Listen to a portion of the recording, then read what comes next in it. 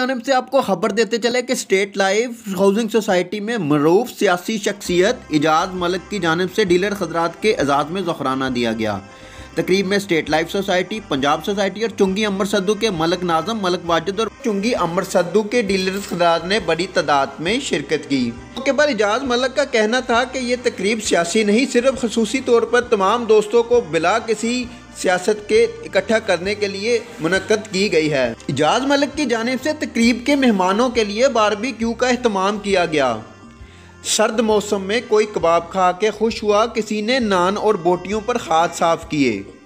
میٹھے چاولوں کا تو اپنا ہی مزہ، لیکن سبز چائے نے صحیح سردی کی کسر ختم کر دی۔ تقریب میں وائلن ماسٹر نے مہمانوں کو مختلف گانوں کی دھنیں بھی سنائیں، جسے حاضرین محفل نے خوب سراہا۔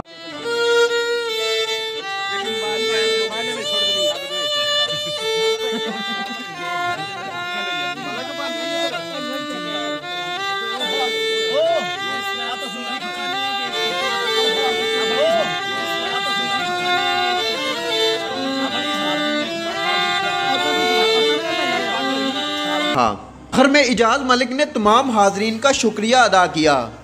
اپنے پیغام میں ان کا کہنا تھا کہ ہم متحد ہیں اور ہمیشہ متحد ہی رہیں گے۔ کیمرہ مین عادل بیگ کے ساتھ میاں وقاص ظہیر، یو نیوز لاہور۔